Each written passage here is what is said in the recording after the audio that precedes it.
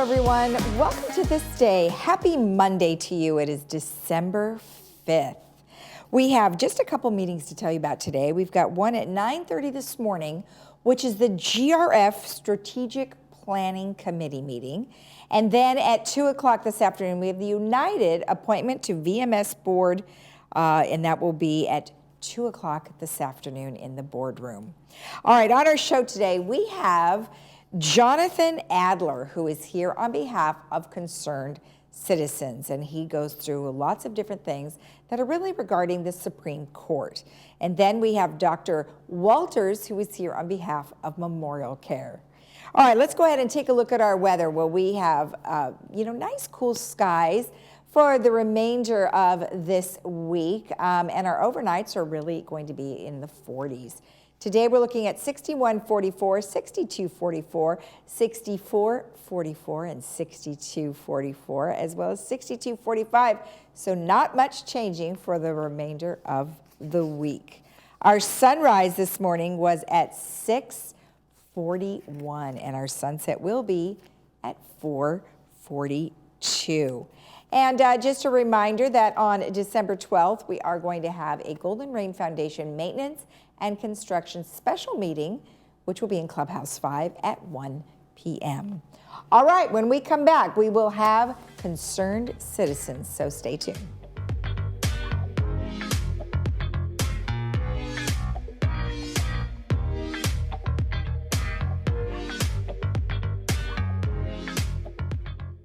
Hi, my name is Rhonda Plains. I'm from Fullerton, California.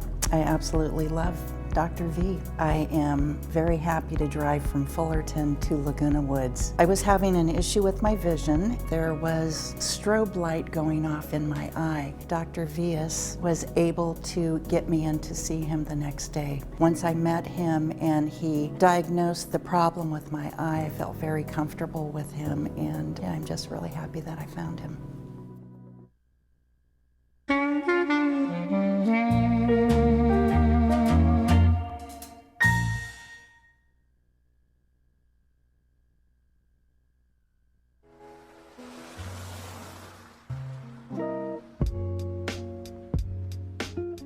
Welcome back. Well, today we have Jonathan Adler, who is here on behalf of concerned citizens.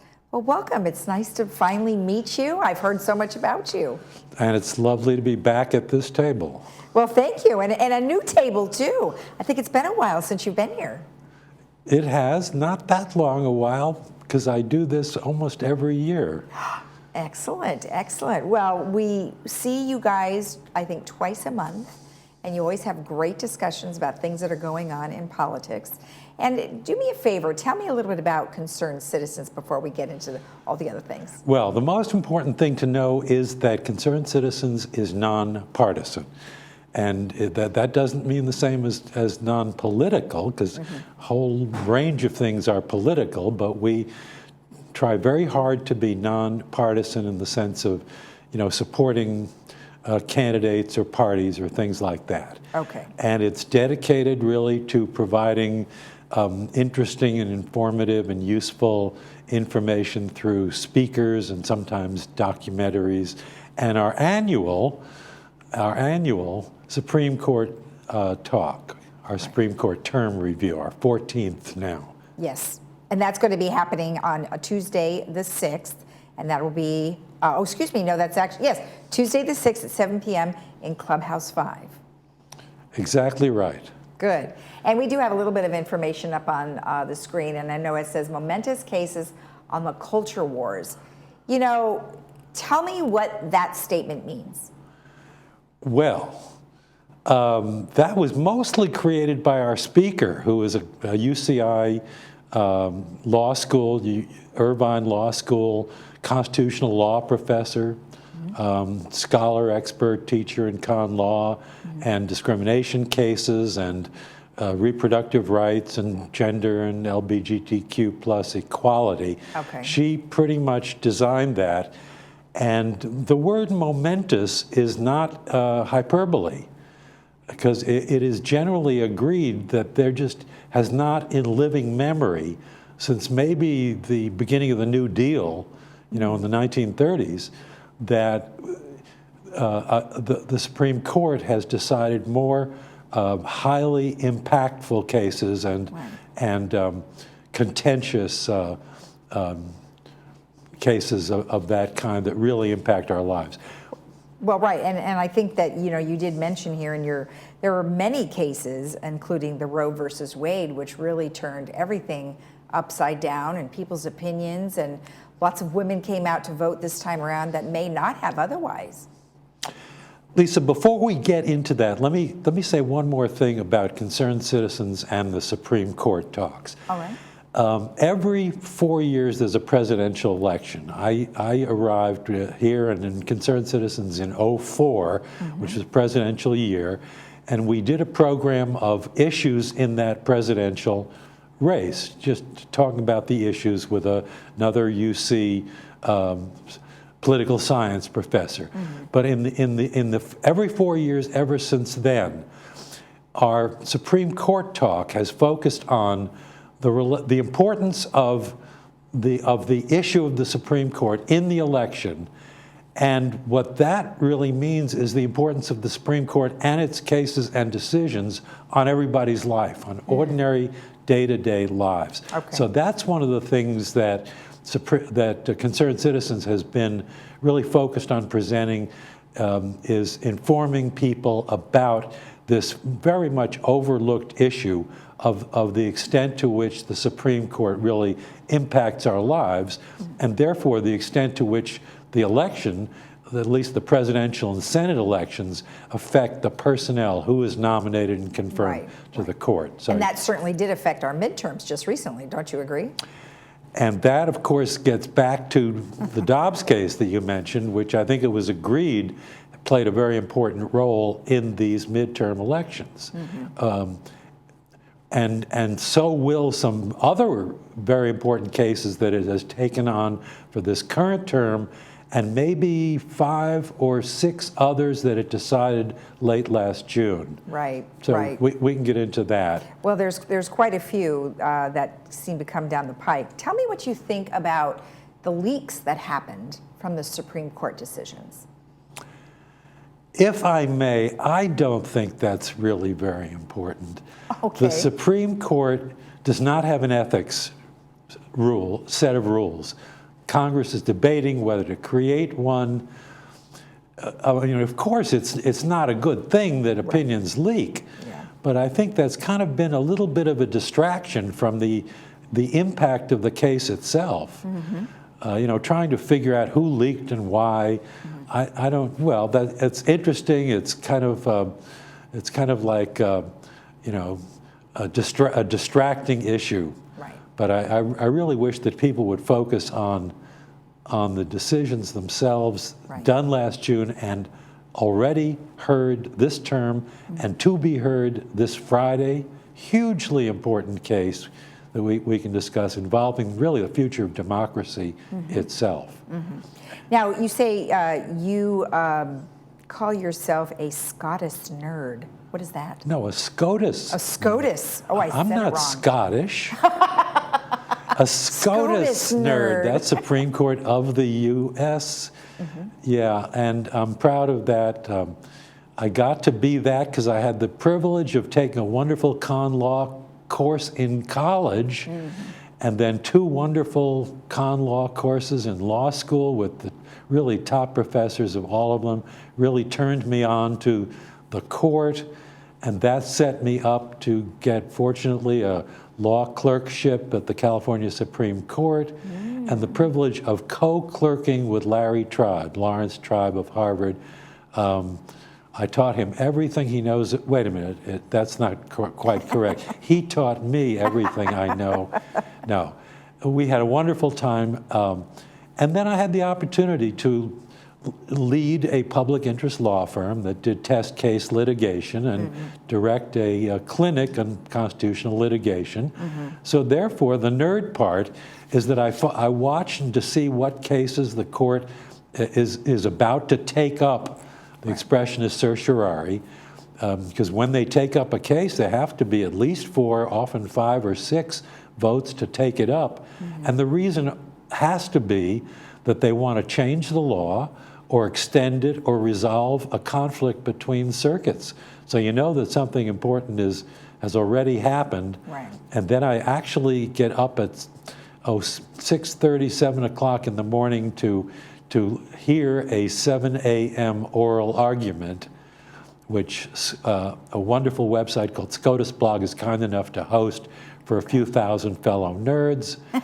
And try to make judgments from that. Right. And then I read opinions, and then Well, I spout off about them. But then, of course, you've got all of the folks who are part of the concerned citizens who look to you for this information, because many of them may not know it, right?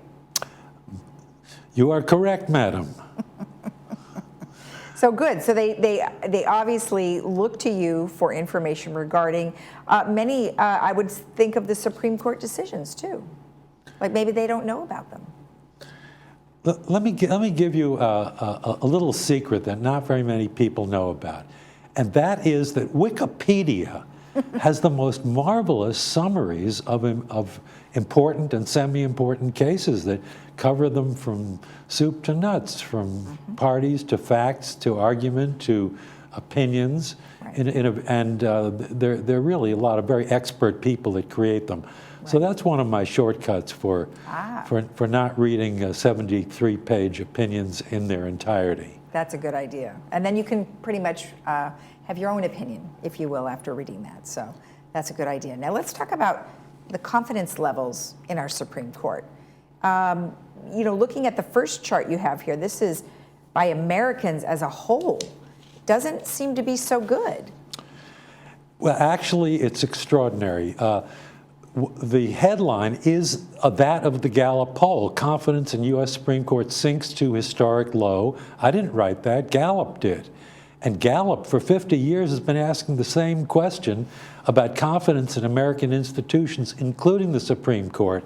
So if there are questions, if you can argue with the way they frame their questions, but it's the same question year after year, and therefore the trend is very, very significant.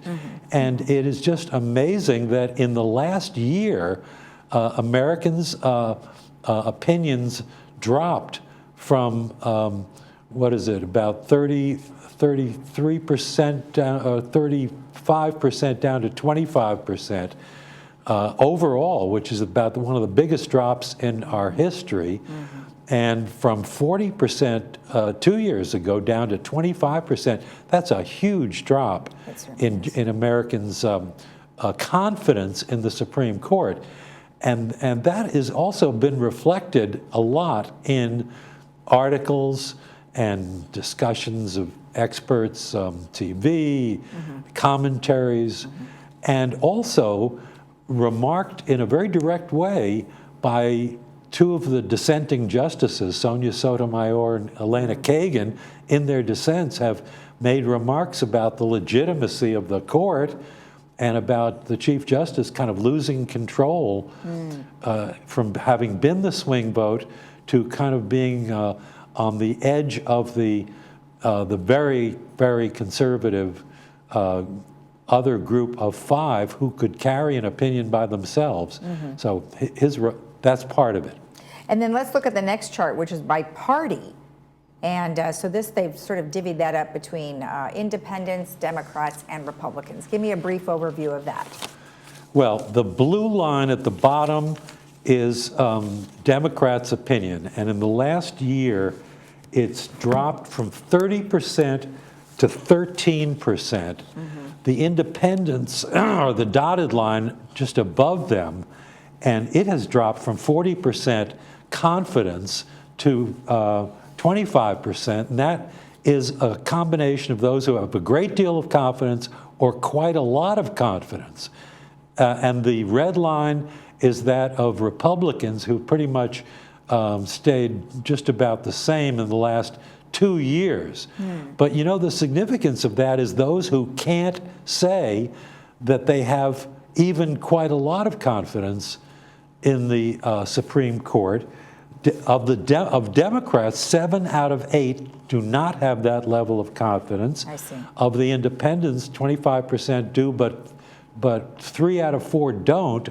And even among Republicans, it's only every 2 out of 5 who do, and 3 out of 5 who don't have even that level of confidence. Yeah. So that is, I think, really a remarkable showing. And in the last 2 years, it's dropped even more. Right, and it is concerning as you go forward, because we want to be able to trust our government as a whole, and also the Supreme Court. So let's go back to your event information again. Momentous Cases on the Culture Wars.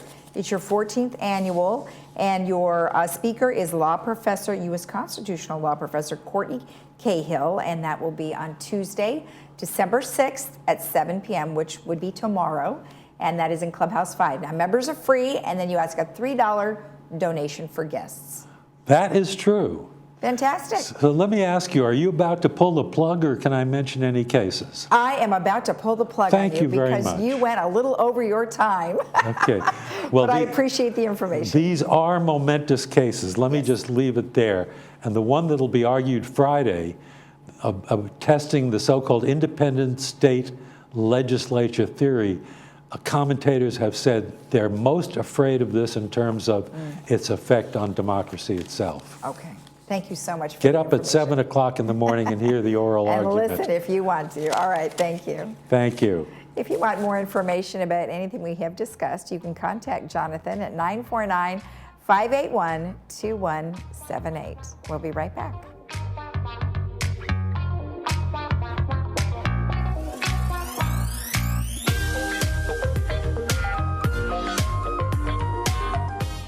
I'm very concerned that patients with stroke, heart attack, sepsis, or other medical emergencies are delaying care.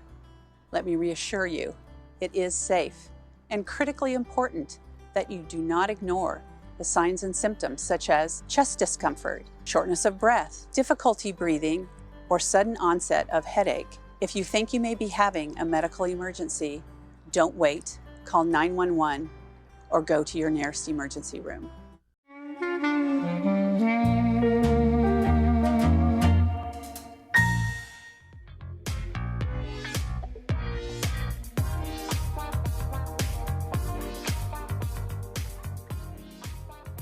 Welcome back. As I mentioned, we have Dr. Daniel Walters here, who is an interventional cardiologist with Memorial Care Saddleback Medical Center. Well, welcome. How are you? Good morning. Thank you so much for having me today.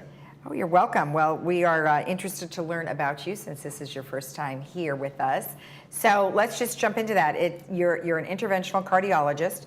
You've been with Memorial Care for just a little bit. Tell me where you're from and why you got into this. Absolutely, yeah. So I've been with Memorial Care for about 2 months now.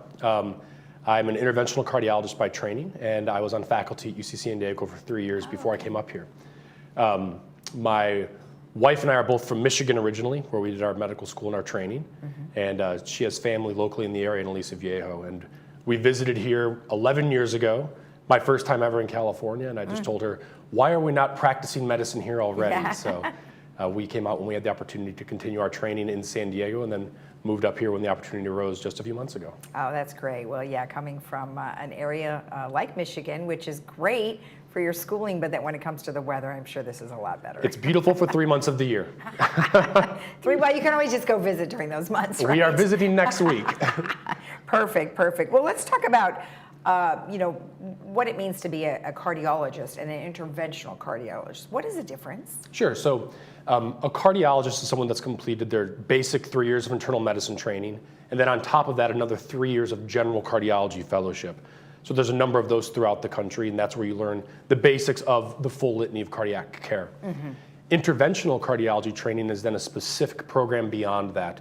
It's 1 to 2 years. At UC San Diego, where I trained, it's a 2-year program where you essentially focus just on minimally invasive procedures, how to perform them, and how to do things like open blocked heart arteries in patients that have narrowed arteries because of calcium or cholesterol.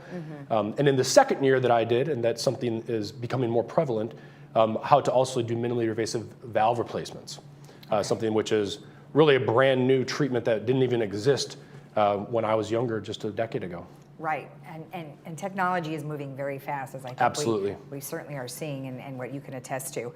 So when you talk about minimally invasive, you just mentioned stenting. So what does that involve? Yeah, so stenting, the basics of the procedure involve placing an IV into the artery, either of the wrist or the groin.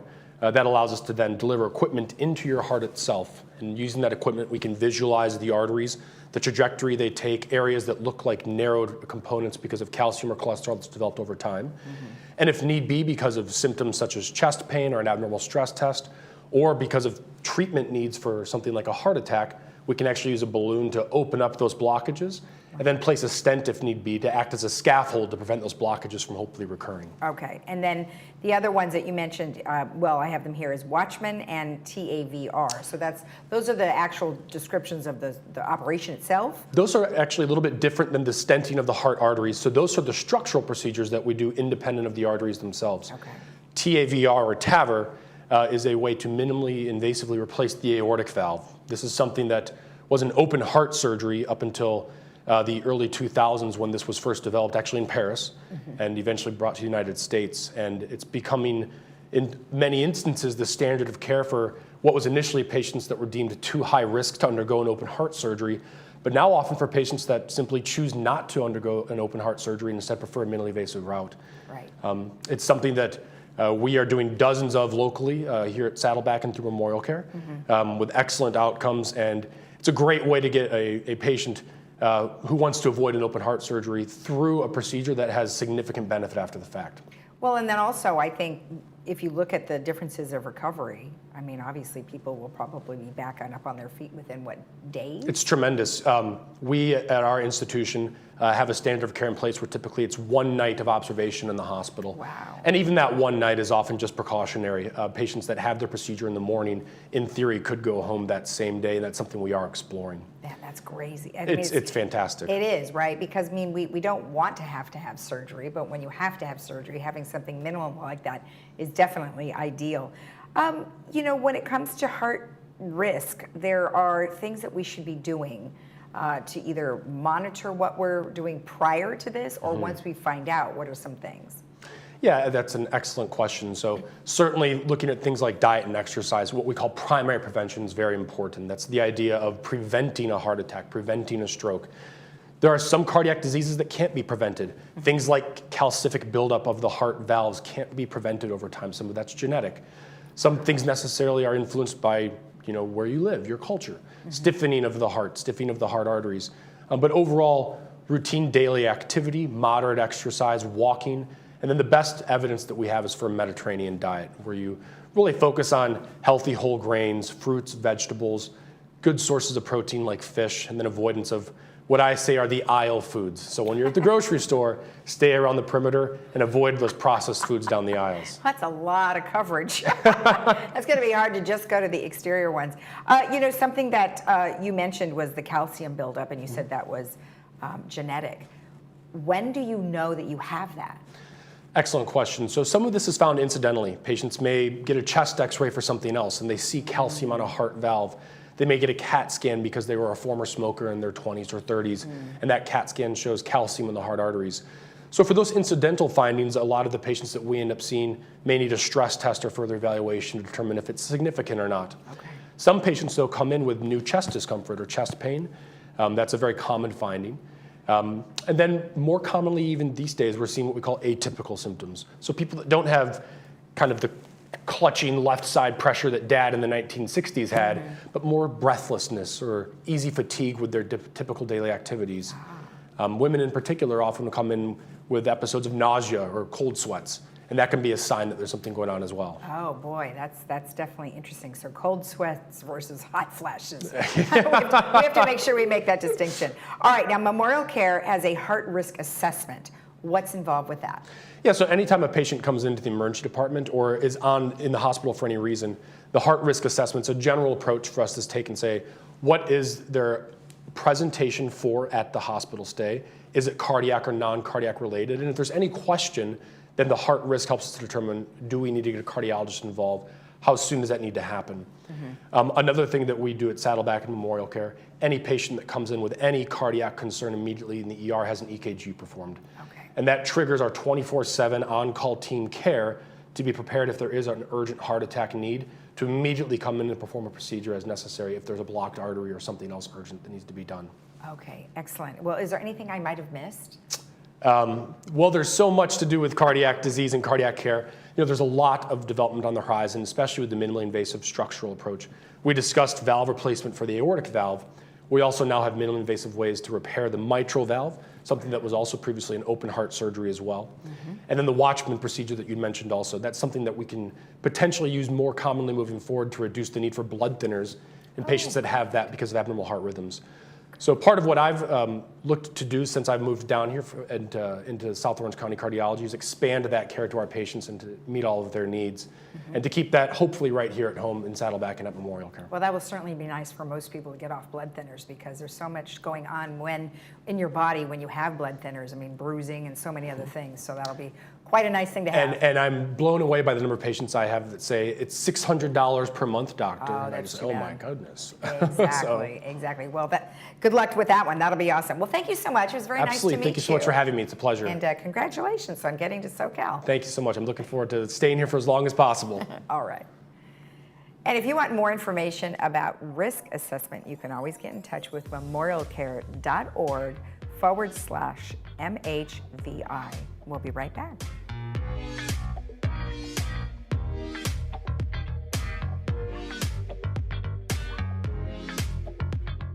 At Genesis Medical Center, our goal is to treat chronic conditions with a traditional and holistic approach to get the best results. We created a program we call Diabetes Reversal, targeting people with prediabetes and chronic diabetes. The patient is closely and personally monitored. We check parameters, blood sugar monitoring, A1C, cholesterol, high blood pressure, and weight. We offer natural supplements, and we will hopefully decrease the amount of medications you're currently taking. We teach lifestyle modifications, increase confidence, and control the disease.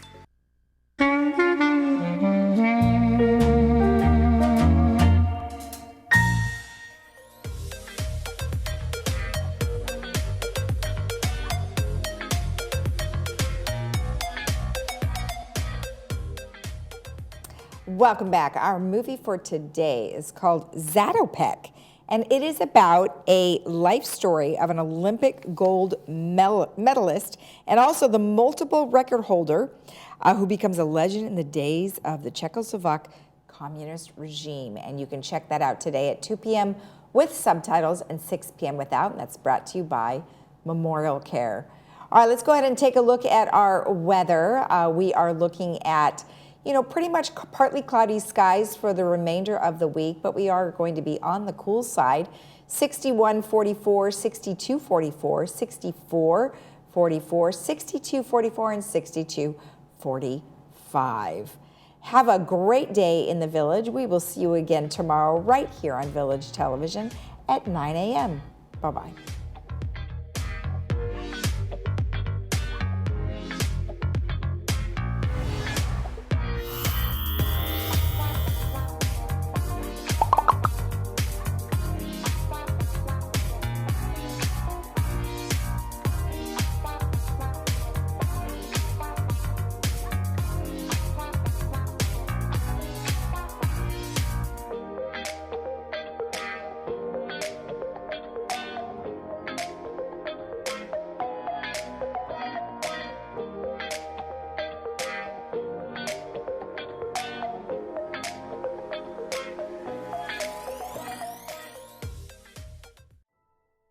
Elizabeth Rapper writes, "My neighbor is a kind and thoughtful person. She sweeps the walk not only in front of her manor, but the whole walk from beginning to end, including around the trash area. And during the fall, when the trees lose their leaves, she's out sweeping almost every day."